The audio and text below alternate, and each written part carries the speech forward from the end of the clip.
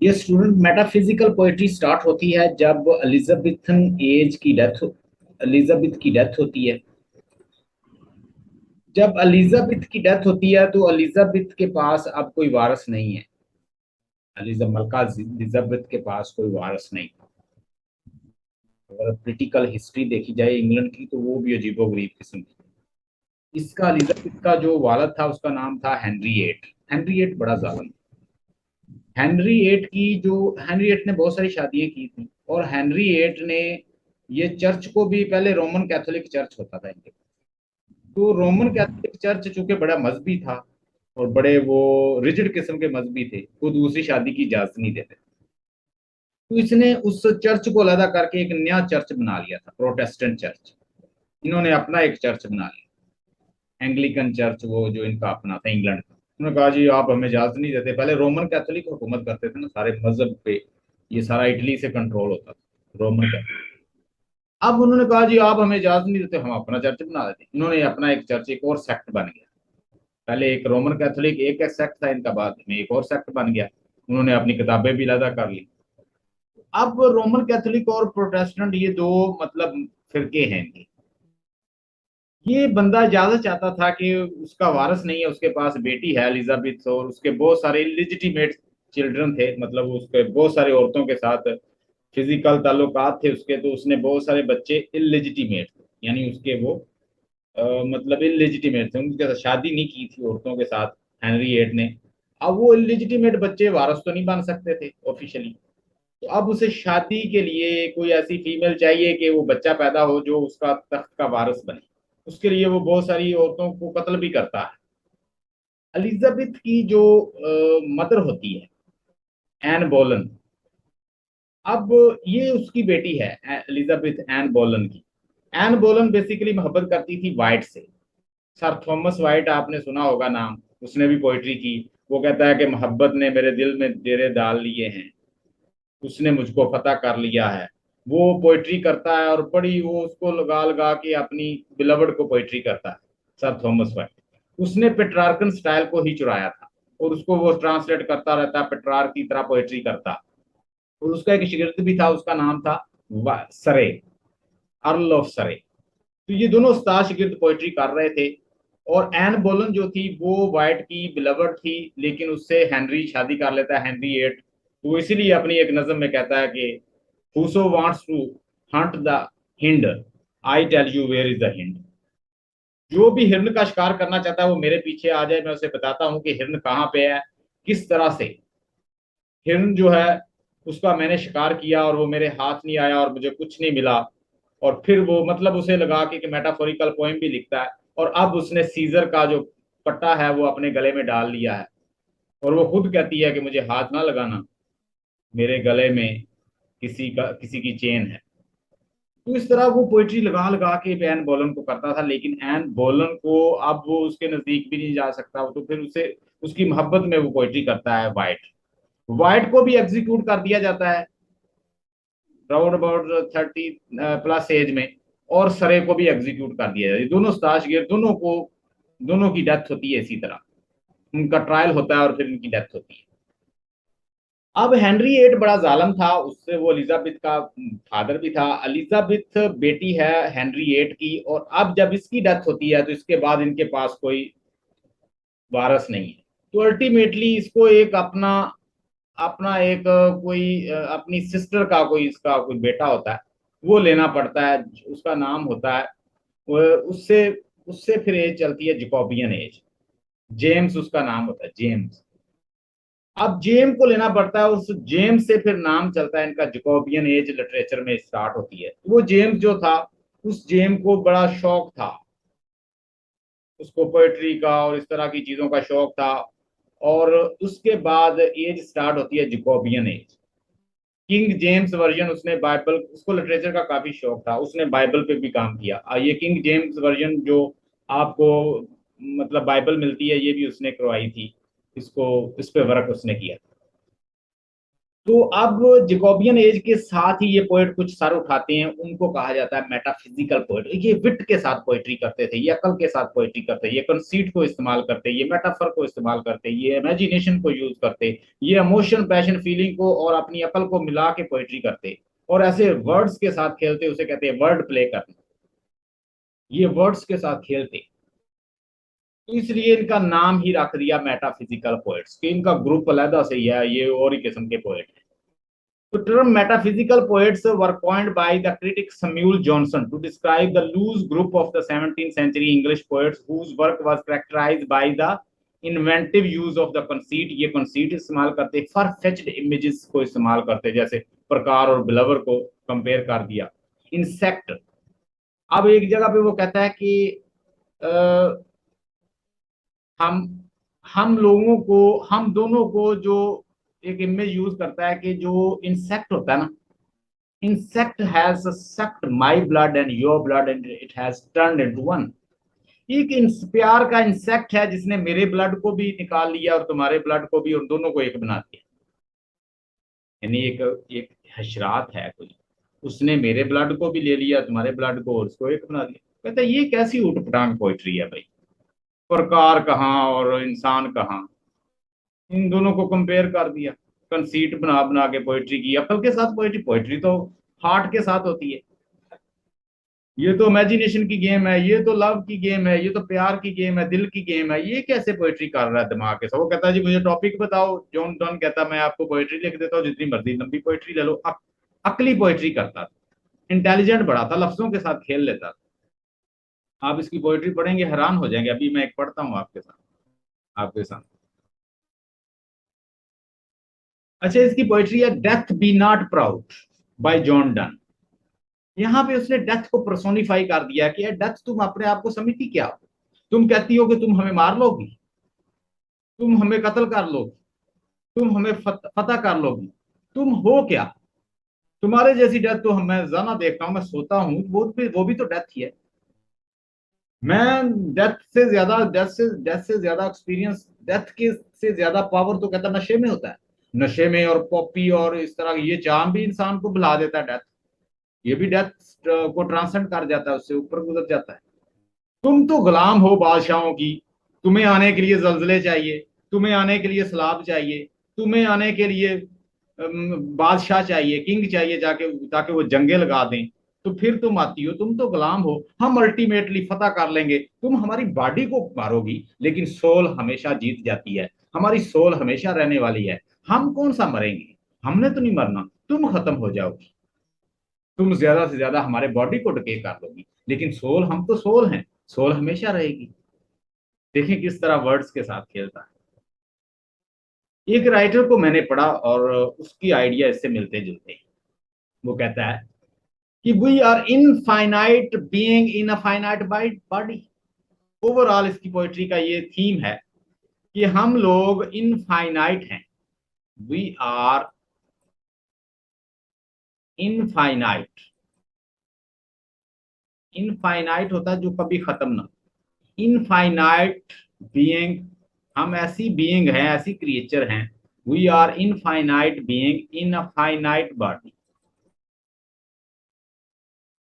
हमारी बॉडी जो है वो खत्म हो जाएगी, लेकिन हमारी इनफिनिट जो सोल है वो कभी खत्म नहीं होगी। ये पॉइंट नोट कर ले। पूरी उसकी जो पोएम है उसको मैंने आपके सामने उसका थीम रख दिया। We are infinite being in a finite body. Body तो हमारी डिके होने वाली, जो फाइनाइट है उसका एक उसका ड्यूरेशन है, उस ड्यूरेशन के अंदर फिना होनी है। कोई कितना भी खूबसूरत हो, एक खास एज के बाद वो ऐसे हो जाता है जैसे कोई क्रो होता है, बूढ़ा क्रो होता है। जैसे शेक्सपियर ने कहा था। अगले दिन मैंने वो एडमंड स्पेंसर की पोएट्री भी पढ़ी थी, उसमें भी वो अपनी बिलवर्ड को कहता है कि मैं अपने आर्ट से, अपने फन से तुझे लाफानी बना दूंगा। सो poets have capacity to make immortal with his her art, because they have got such a art. With this art they can make immortal. People come, people go, but people will read their poetry and they will revive the forgotten people। वो जो भूल जाते हैं इंसानों को, उनको दोबारा से जिंदा कर देते हैं। बार बार लोग पढ़ेंगे और फिर याद करेंगे कोई शेक्सपियर था। आज शेक्सपियर के दो तीन कॉल पढ़े और मेरा फेवरेट पोएट है, वो कहता है कि शो लेस देन दो ओवस्ट, शो लेस देन दो ओवस्ट, गो more than thou goest, leave thy drink and thy wars and always keep in the door, speak less than दो novest, go more than दो goest and show less than दो ovest। कैसी तरीके से वो poetry करता है, कहता है कि जितना तुम्हारे पास है उससे थोड़ा शो करो, जितना तुम्हें आता है उससे कम बोलो, जितना तुम ज्यादा मतलब ज्यादा ना बोलो, जो चीज ठीक होती है उतना बोलना चाहिए। कैसी पोइट्री करता है वो, ऐसी इंसान को एक विटी किस्म की पोइट्री। अच्छा जी, वो यहाँ पे जॉन डन क्या कहता है कि डेथ बी नॉट प्राउड, तुम प्राउड क्यों होती है, तुम हमसे किस तरह ताकतवर हो, तुम हमें कैसे मार, हमने वैसे भी तुम्हें फतह किया है अपने इमोर्टल लोगों के साथ। हमारे बहुत सारे लोग जिन्होंने इतना काम किया, इतने अच्छे काम किए, वो इमोर्टल हो गए, लोग आज भी उनको याद रखते हैं। हम वैसे भी तो सोल हैं, हम तो इनफाइनाइट बॉडी हैं, किसके बीइंग हैं, एक फाइनाइट बॉडी में, हमारी बॉडी डिके हो जाएगी लेकिन सोल हमेशा रहेगी। लो जी, इसको इसके अंदर मेन चीजें जो हैं वो पर्सोनिफिकेशन है, वो सारी चीजें हम इसको एनालाइज भी करें। तो एनालाइज करने के लिए सबसे पहले क्या लिखना है आपने, आपने उसका पोएट्स को लिखना है, पोएट्स उसका बैकग्राउंड लिखते हैं, पोएट्री क्या है ये, ठीक है, इसके बारे में। और उसके बाद क्या लिखते हैं, इसका इसकी क्रिटिकल एप्रिसिएशन लिखते हैं। पहले उसका बैकग्राउंड थोड़ा सा लिखते हैं, ये क्यों लिखी है, क्या कह रहा है इस पोएम के अंदर, सारा लिखते हैं। उसके बाद क्रिटिकल एप्रिसिएशन लिखते हैं इसकी, इसके अंदर वो बात क्या कर रहा है। उसके बाद इसमें सिम्बलीज फाइंड कर लें, मेटाफर फाइंड कर लें, पर्सोनिफिकेशन इसमें देख लें, ठीक है, कोई और फिगर ऑफ स्पीच आपको लग रही है तो वो देख लें, और इस तरह इसको क्रिटिकली एनालाइज कर लें। सबसे पहले क्या देखना है, हम इसको पढ़ते हैं एक दो दफा कि ये है क्या। Death B not proud, though some have called thee, call thee. अब देखिए डेथ को उसने क्या किया, दी का तुम, ठीक है, तो उसको नाम लेके मुतारफ करवा है, तो पर्सोनिफिकेशन, इसको जानदार चीज शो करने की कोशिश कर। माइटी एंड ड्रेडफुल फॉर दोन आर नॉट सो, लोग तुम्हें बड़े पुकारते हैं कि तुम बड़ी माइटी हो, बड़ी खौफनाक हो, फॉर दो आर नॉट सो, तुम इतनी भी खौफनाक नहीं। फॉर दोज हुम दो थिंकस्ट, फॉर दोज हुम दो थिंकस्ट, मैं उन लोगों को कहना चाहता हूं जो तुम्हें सोचते हैं तुम्हारे बारे में, यानी फॉर दोज वो लोग, हुम दो थिंकस्ट, जिनको तुम सोचते हो, यानी दो थिंकर्स जिनके बारे में तुम सोचते हो, दो डोस ओवरथ्रो, मैं तुम्हें कहना बताना चाहता हूँ, मैं उन लोगों को बताना चाहता हूँ, तुम जिनको तुम सोचती हो या तुम सोच रहे हो, मौत को कह रहा है कि दो डोस ओवरथ्रो, के तुमने उनको ओवरथ्रो कर दिया, तुमने उनको खत्म कर दिया, किल कर दिया। Die not poor death, die not, कहता है कि die not poor death, a poor, a गरीब मौत, वो मरे तो नहीं है, नॉट येट, और ना अभी, कांस दो किल मी, मुझे भी नहीं मार सकोगी। From rest and sleep which but the pictures be, वो कहता है डेथ सोना, और कहता है कि, कहता है रेस्ट और स्लीप, जब मैं रेस्ट करता हूँ, जब मैं सो जाता हूँ, विच बट दाई पिक्चर, वो भी तो तुम्हारी ही शक्लें हैं, मौत की ही छोटी शक्लें हैं ना। Much pleasures then from thee much more must flow, तू कहता है कि तुम तो उससे भी ज्यादा तुम में मजा होगा, जब मैं रेस्ट करता हूँ सोता हूँ तो मुझे मजा आता है, तो इसी तरह तुम्हारे अंदर उससे भी, तुम उससे बड़ी हो तो तुम्हारे अंदर इससे भी ज्यादा मजा होगा। Then from thee much more must flow, और तुम में उससे भी ज्यादा, कहता है कि फ्लो होगा, उससे भी ज्यादा तुम अच्छी होगी।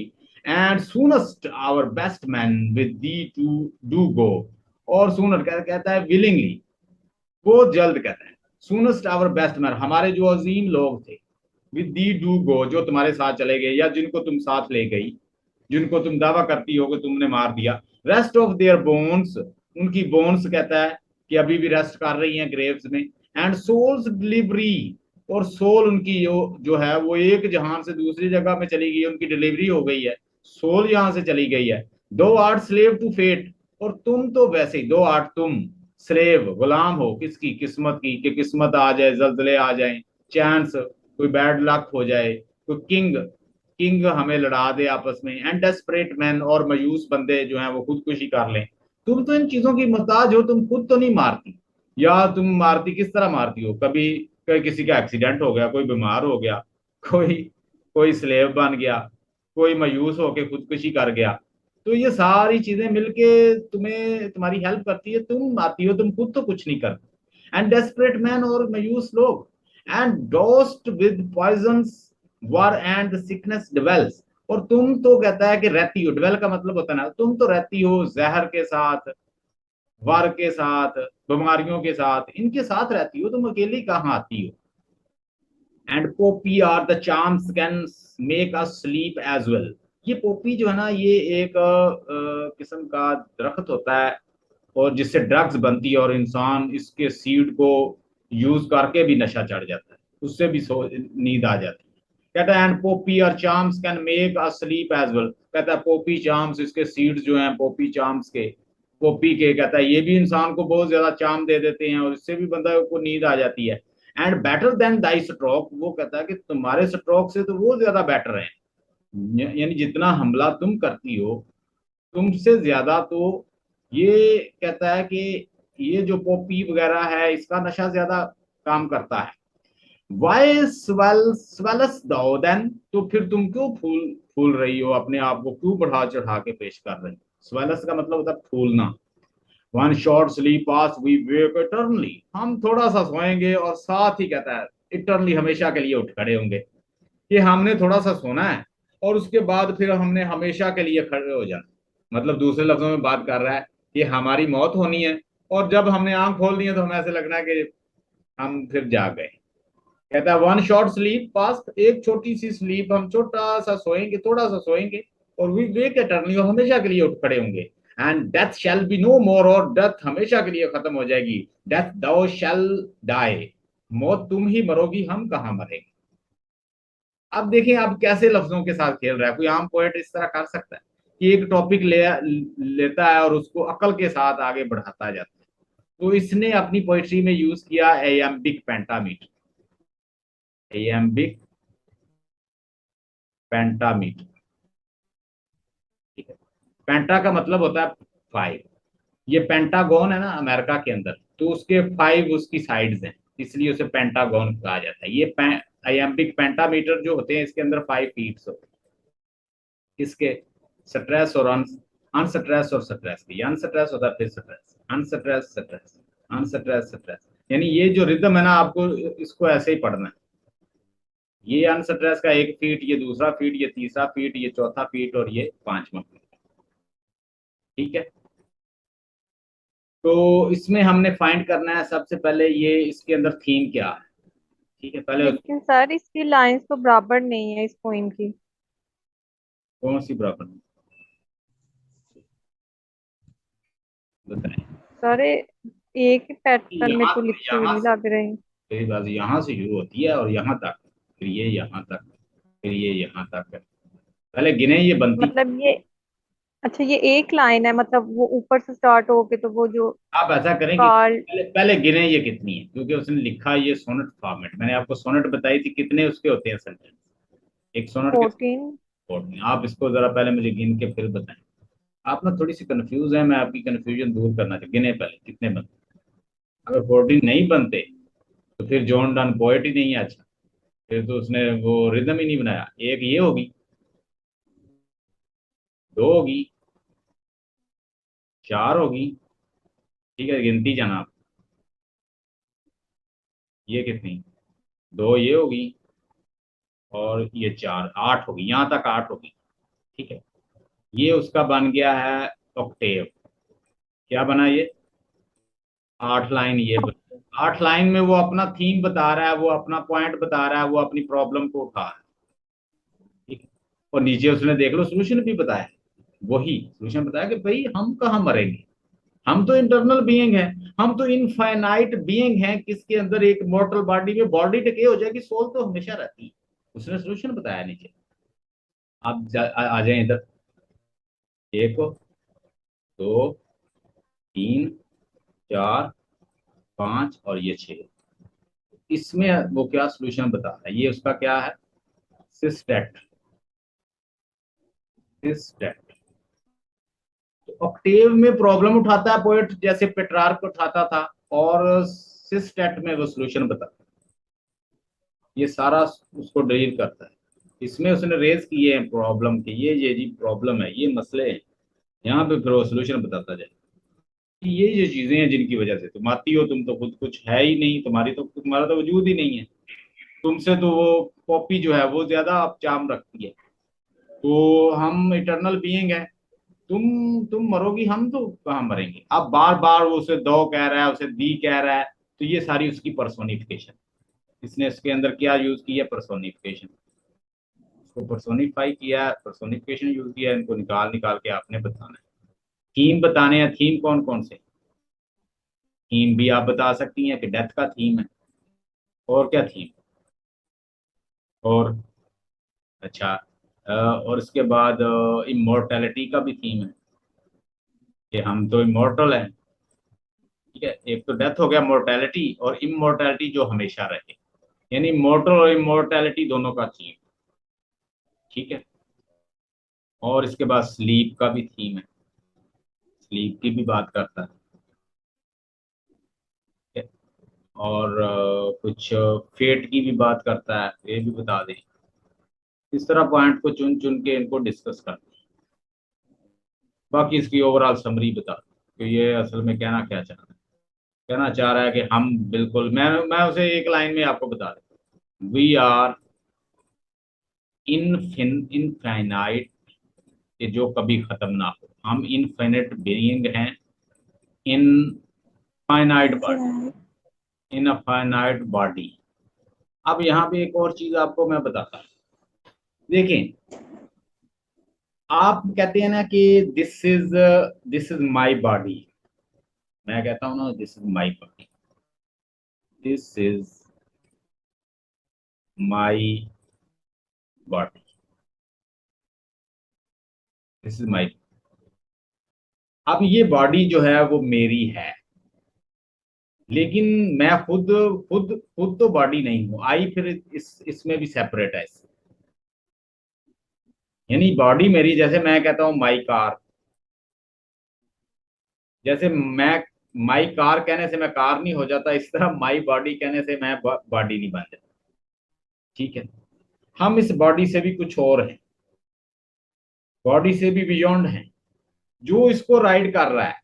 इंसान के अंदर उसका एक आई होता है, और वो सोल होती है, और उस सोल बॉडी को इस्तेमाल कर रही है, जितनी देर तक वो बॉडी उसके इस्तेमाल में रहेगी, उसे यूज करेगी, यूज एक्सपीरियंस करेगी बॉडी को, और अल्टीमेटली बॉडी को फेंक के चली जाएगी सोल, क्योंकि वो उसके काम की नहीं रहती। कहते ना बूढ़ा हो गया यार, वो तो बूढ़ा हो गया, मर गया, भाई अब वो उसके काम की नहीं रही, बॉडी उसने इस्तेमाल कर ली।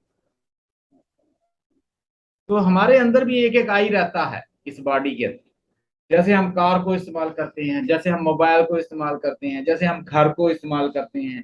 ठीक है, वो पुराना हो जाता है तो हम उसे फेंक जाते हैं। तो हमारे अंदर भी जो आई रहता है ना, वो भी इस चीज को ऐसे ही इस्तेमाल करता है, एक्सपीरियंस करता है, यूज करता है बॉडी को, जब उसके काम की नहीं रहती फेंक के निकल जाता है, जहां से वो आया होता है वहां चला जाता है, उसके साथ मिल जाता है जाकर। Hope you got the point. बड़ी फिलोसॉफिकल बात है, थोड़ा सा सोचेंगे तो फिर समझ आएगी जो मैंने। अच्छा जी, जॉन डन का इसका स्नैपशॉट ले लें।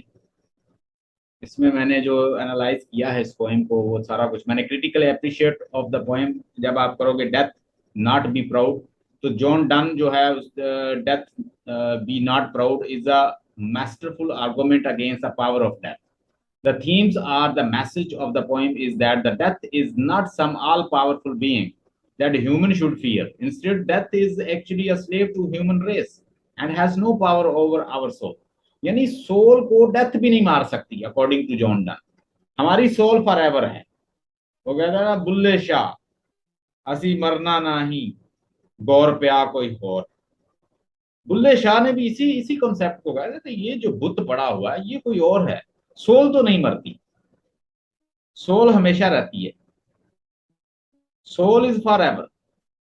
तो जॉन डन भी इसकी बात कर रहा है कि सोल हमेशा रहेगी, उसको ओवर पावर नहीं कर सकती डेथ। डेथ तो उससे इंफीरियर है।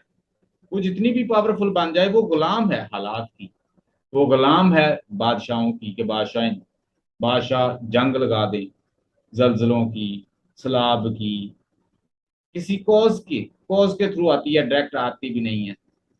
कोई ना कोई कॉज ही होती है, जो बंदा मरता है तो कोई कॉज होती है, ऐसे तो नहीं मरता। कोई ना कोई कॉज उसे लेके जाती है डेथ तक। आप सेहतमंद से सेहतमंद बंदा देखिए, एक कॉज उसके साथ लगाई, उसे बीमारी लगती है, वो बीमारी ग्रेजुअली ग्रेजुअली ग्रेजुअली ग्रेजुअली उसे डेथ की तरफ ले जाए। तो पहले कोई ना कोई कॉज उसे कर रहा है, यानी यहाँ पे काजर है कोई जो उसे कॉज करता है कि बस इस बॉडी को हमने इतनी देर रखना है और उसके बाद इसे ले जाना है। इंट्रोडक्शन देंगे आप, ये मैंने लिख दिया, इसको कर लें। टाइप्स ऑफ वर्क देखें, इसके अंदर क्या क्या उसने इसके अंदर बताया है, कौन सी उसमें इसने यूज की है। राइमिंग स्कीम, फिर राइमिंग स्कीम इसके अंदर देखें। मीटर कौन सा है, मीटर इसने इसमें लगाया है आइएम्बिक पेंटामीटर है, और ये उसकी राइमिंग स्कीम है, आपने इसके अंदर फाइंड कर लेनी है। ये 2 लाइन का कपलेट लगाया है जिसमें सोल्यूशन बताता है, और दो दो ये 8 है। ये इंग्लिश सोनेट स्टाइल पे उसने लिखा है। ये इंग्लिश का जो सोनेट जो उसने स्टाइल लिया था ना, उससे क्या नाम था उस पोएट का, वाइट और सरे से। ये वाइट और सरे जो है ना, इन्होंने पेट्रार्क से ली सोनेट, उसको ट्रांसलेट करते थे। उसके बाद थोड़े से इन्होंने एक्सपेरिमेंट किए, इन्होंने भी कुछ स्टाइल बनाया था, ये जो बाद में शेक्सपियर ने उसको यूटिलाइज किया। वो जो इंग्लिश सोनेट है उसके असल जो बानी है या उसको बनाने वाले हैं या वो लाने वाले हैं, वो वाइट और सरे ही हैं। उसके बाद फिर एक्सपेरिमेंट दूसरे भी कर रहे थे, स्पेंसर कर रहा था, और उसमें शेक्सपियर कर रहा था, जॉन डन कर रहा है। तो ये सारे लोग बेसिकली उससे ही आइडिया ले रहे हैं, वाइट सरे से। उसके बाद थीम बता दें, फिगर ऑफ स्पीच बता दें कि इसने इसके अंदर यूज किया है, क्या यूज किया। सिमिलीज मेटाफर्स यूज किए हैं, सिमिलीज यूज किए हैं, ठीक है, और पर्सोनिफिकेशन यूज की है। तो तलाश कर करके उनको डिफाइन कर, इतना मुश्किल नहीं है, इसको थोड़ा सा टाइम लगाओगे ना समझ आ जाएगी। रैमंड विलियम, साथ साथ एक रैमंड विलियम की एक्सरसाइज है, एक असाइनमेंट है जो कि बड़ी आई हुई है बार बार, वो मैं आपको थोड़ा सा बता देता हूँ। अच्छा जी, what is Raymond Williams poetry modern tragedy. Raymond William tragedy में क्या बताता है, क्या व्हाट इज मॉडर्न ट्रेजिडी। असल में रैमंड विलियम एक मार्क्सिस्ट था। वो इन्फ्लुएंस इन्फ्लुएंस था किससे, मार्क्सिज्म से। कार्ल मार्क्स से इन्फ्लुएंस था। क्लास को डिस्कस करता था, कल्चर को डिस्कस करता था, ट्रेडिशन को डिस्कस करता था, और क्लास किस तरह से इम्पैक्ट करती है सोसाइटी को, वो डिस्कस करता था। आप उसका काम पढ़े तो वो ट्रेडिशन पे काम करता है, किस तरह से ट्रेडिशन जो है वो कहता है कि हिस्ट्री को हम रिपीट नहीं कर सकते। जो लोग हिस्ट्री को रिपीट करते हैं ना, वो वो झूठ बोलते हैं। आप न्यू क्लासिक एज बनाई थी, अरिस्टोटल, प्लेसो, हॉरेस, लॉन्जानस, इन सब की एज बनाने की कोशिश की कि हम जी न्यू क्लासिकल एज बनाएंगे। वो कहते हैं कि no, you can't make copy of history. History को कभी इमिटेट या कॉपी नहीं कर सकते, कोशिश करोगे भी तो वो बड़ी अजीबोगरीब किस्म की बन जाएगी, वो डिस्टोर्टेड फॉर्म बन जाएगी, क्योंकि जो ओरिजिनल होता है वो ओरिजिनल होता है। ये एक वेलिश इलाका है इंग्लैंड में, वहां पे पैदा हुआ है। ये 1921 में कहीं पैदा हुआ है और 1988 में इसकी डेथ हुई है। नाम है रैमंड विलियम। ट्रेजिडी के ऊपर इसने बात की है, मार्क्सिज्म के ऊपर इसने वर्क किया है। ये इन्फ्लुएंस था बेर्टोल्ड ब्रैकेट से। बेर्टोल्ड ब्रैकेट जो था वो खिलाफ था अरिस्टोटेलियन थिएटर के। उसने कहा अरिस्टोटेलियन थिएटर जो है ना, जो ट्रेजिडी की डेफिनेशन अरिस्टोटल ने दी है, वो अब बिल्कुल इफेक्टिव नहीं है, क्योंकि with the passage of time बहुत सारी चीजें बदल गई हैं। अरिस्टोटल, प्लेटो के दौर में और तरह के लोग थे। वो देवता, गॉड्सेस को मानते थे, वो लिमिटेड थे, वो उनका एक करेक्टर होता था। अब तो मल्टीपल लोग जो हैं वो बोलना चाहते हैं, अब तो क्लास कॉन्शियसनेस पे बात हो रही है, अब तो हर इंसान की आवाज सुनी जाती है, अब लोग मॉडर्न हो गए हैं। अब लोगों को बेवकूफ नहीं बनाया जा सकता कि उन्हें एक ही करेक्टर के पीछे लगा दिया जाए, जब वो रोए, जब वो हंसे वो लोग हंसे। अब तो ऐसा होना चाहिए कि मल्टीपल व्यू होने चाहिए, हर बंदे का व्यू सुना जाए, और एक आम बंदे की भी ट्रेजेडी हो। मेन इसका स्टांस यही है कि सबको बराबर राइट्स मिलें। जो बराबरी की बात करता है ना, समझ लो वो मार्क्सिस्ट है। एक लोअर बंदे को, एक अपर बंदे को, एक मिडिल क्लास बंदे को, सबको बराबरी के राइट मिलने चाहिए, क्योंकि इंसान है ना। मार्क्सिज्म इस चीज को कहता है, इसीलिए तो वो मशहूर हो गया था। जहां जाता था वो लोग कहते थे, ये लोग जो कैपिटलिस्ट हैं वो कहते हैं कि जो बंदे के पास सरमाया बस वो बढ़ाता जाए, बंदे हायर करता जाए, और labour cost means of production सारे उसके हाथ में आ जाए, उसके अंडर आ जाए। लेकिन मार्क्सिस्ट इस चीज को रिजेक्ट करते हैं। वो कहते हैं जी सबको इक्वल राइट्स मिलने चाहिए, इंसान है, सारे बराबर हैं, सबको इक्वल। ठीक है, तो ये भी एक मार्क्सिस्ट था, और ये भी बराबरी की बात करेगा। एक आम बंदे की भी ट्रेजेडी करो यार, बड़े बंदे की, रॉयल बंदे की। इस अरिस्टोटल ने कहा कि रॉयल बंदे की ट्रेजेडी होती है, उसने कहा नो यार, ऐसा एक आम बंदे की भी ट्रेजेडी। कल्चर को डिस्कस करता है, ट्रेडिशन को डिस्कस करता है, ट्रेजेडी को डिस्कस करता है, मॉडर्न ट्रेजेडी की डेफिनेशन देता है कि मॉडर्न ट्रेजेडी जो है वो सोशल होती है, वो सोशल चीजों को देखती है, और डिफरेंट लोगों की जो व्यू है ट्रेजेडी के ऊपर उनको भी डिस्कस करता है। फ्रेडरिक नीचे क्या कहता है ट्रेजेडी के ऊपर, और शोपनहावर क्या कहता है ट्रेजेडी के ऊपर, उसके बाद अरिस्टोटल क्या कहता है, प्लेटो क्या कहता है, बड़े बड़े जो राइटर्स हैं वो ट्रेजेडी के ऊपर उनके व्यूज भी ये देता है, उसको भी हम डिस्कस करेंगे। आज का जो इसका क्वेश्चन है, पहले मैं ये दो चीजें आपकी क्लियर कर दूं। अच्छा, एक होती है क्लासिकल ट्रेजेडी और एक होती है मॉडर्न ट्रेजेडी। अगर इसमें आ जाए कि यार इसके ऊपर ही आप नोट्स लिखें, आप इनके इसके ऊपर नोट लिखें, तो आप कैसे लिखोगे? क्लासिकल ट्रेजेडी जो होगी उसमें सिंगल करेक्टर होता है और उसके गिर्द सारी स्टोरी घूमती है। ठीक है, अब इसमें सिंगल करेक्टर नहीं होते, इसमें मल्टीपल, ऐसे जैसे नरेटर्स हैं, इसमें एक ही नरेटर होगा और एक ही करेक्टर मेन होगा, जैसे इसमें काफी main character, multiple main character होंगे। ठीक है, यानी इसमें मल्टीपल, आपको लगेगा कि आपको यही नहीं पता चलेगा कि इसमें मेन हीरो कौन सा है। अब हेडा गैबलर को पढ़ ले, हेडा गैबलर में कभी हेडा लगती है, कभी उसका हस्बैंड लगता है, कभी वो जो उसका लवर है वो लगता है, तो कभी वो गैबलर लगता है खुद। तो आप ना कंफ्यूज हो जाओ, वो सबकी वॉइस देते हैं क्योंकि मॉडर्न है ना, मॉडर्न ड्रामा। तो मॉडर्न में सारे लोगों की अपनी अपनी आवाज आएगी कि वो भी आप सुने जा रहे हैं। अंडरस्टैंड? क्लासिकल ट्रेजेडी जो है वो गॉड फेट बेस होती है, तो पहले फेट डिटरमिन हो जाती है। और ये ट्रेजेडी जब भी आप डिस्कस करोगे, मॉडर्न ट्रेजेडी जब हम पढ़ रहे होंगे तो हमें पता चल चल जाएगा कि वो सोशल बेस होती है। सोशल जो इवेंट्स है वो ट्रेजेडी लाते हैं, सोशल, सोसाइटी की वजह से, सोसाइटी के नॉर्म्स जो हैं वो ट्रेजेडी ला रहे हैं। यहाँ पे होती है supernatural element, supernatural element, god, goddesses, angel, जिन, भूत, घूस, सुपर नेचुरल एलिमेंट होते हैं। इसमें सुपर नेचुरल एलिमेंट नहीं होते, इसमें क्या होते हैं, इसमें लोग, इवेंट्स होते हैं जो एक दूसरे के साथ कनेक्ट होते हैं, वो ट्रेजेडीज लाते हैं। इवेंट्स ही होती हैं वो, कोई ऐसा इवेंट हो गया, कोई इंसिडेंट्स हो गया, कोई इवेंट हो गया, वो ट्रेजेडी का बस, वो आगे आगे चीजों को ट्रांसफर करते जाते हैं।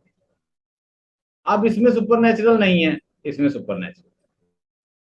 दूसरा एक और चीज, मल्टीपल वॉइस, इसमें सिंगल वॉइस होती है, ऐसे लग रहा होता है कि जैसे सिंगल वॉइस है, इसमें मल्टीपल वॉइसेस होंगी, आपको नजर आएंगी कि मल्टीपल लोग भी बोल रहे हैं, इसमें हीरो है कौन? इसमें कहते हैं रॉयल बंदे की ट्रेजेडी है, रॉयल ही सिर्फ ट्रेजेडी का बायस बन सकता है अगर रॉयल की डेथ हो। इसमें कहते हैं कॉमन मैन की ट्रेजेडी। ठीक है, ये मैंने आपको चंद ऐसी सीधा सीधा चीजें बताई हैं कि ऐसे हेडिंग दे के आप उनको डिफ्रेंशिएट कर सकते हो, ये सवाल आ भी जाता है। बाकी मैंने कुछ और भी पॉइंट लिखे हुए हैं, वो मैं आपको सेंड कर दूँ।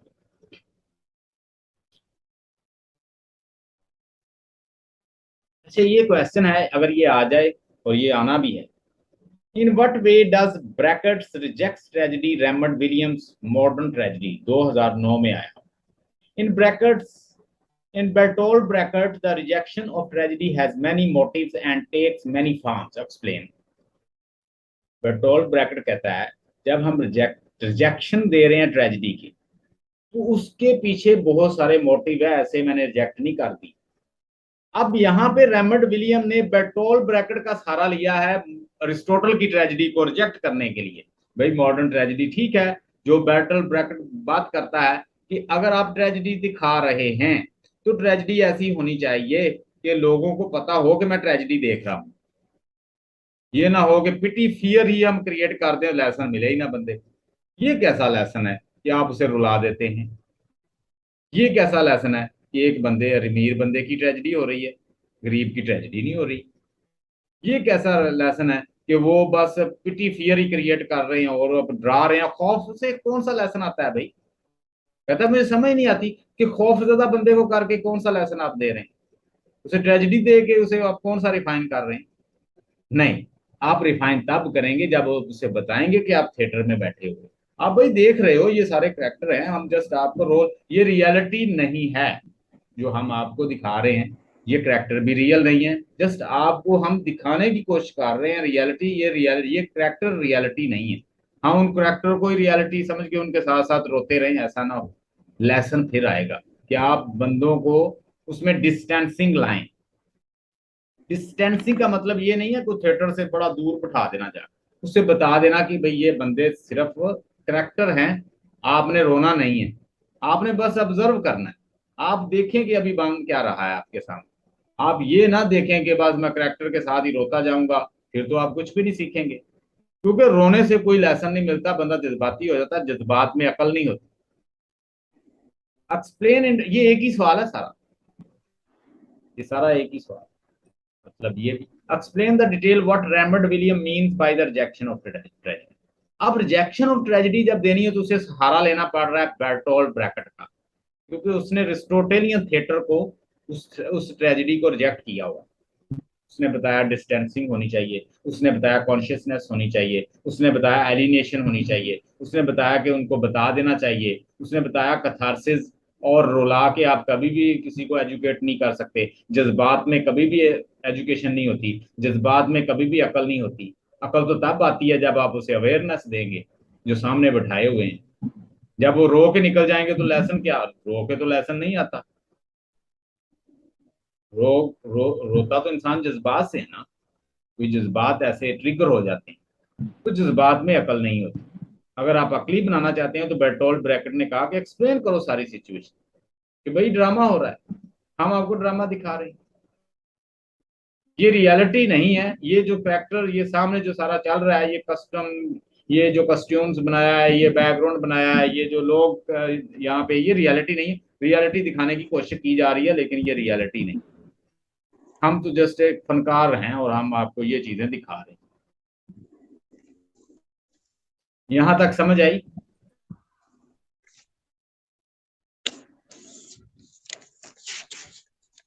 अच्छा, ये पॉइंट हैं, इन पॉइंट को आपने उधर बुक से भी पढ़ना है। मैं कल आपका टेस्ट इसका भी लूंगा, ये वाला। इसमें आपने देखना है कि इंट्रोडक्शन इसका देना है कि बेसिकली जब वो ट्रेजिडी को रिजेक्ट कर रहा है तो अरिस्टोटल की ट्रेजिडी को पहले वो डिस्कस करना है आपको। अरिस्टोटल की ट्रेजिडी में क्या है, एक रॉयल बंदे की ट्रेजिडी होती है, उसका एक मैग्नीट्यूड होता है, उसको लेंथ होती है, और उसमें एक हीरो होता है जिसके अंदर एक हमाटिया होता है, हमाटिया उसे डाउनफॉल की तरफ ले जाता है। ये सारे पॉइंट पकड़ पकड़ के उसने सबको क्रिटिसाइज करके रख दिया था बेर्टोल्ट ब्रैकेट ने, और वो उनका सहारा लेके रेमंड विलियम फिर रिजेक्ट करने की कोशिश करता है ट्रेजिडी को। कंसेप्ट एसोसिएटेड विद ट्रेजिडी को रॉन्ग, कि ट्रेजिडी के जरिए बंदे को अकल आती है, ये भी ठीक नहीं।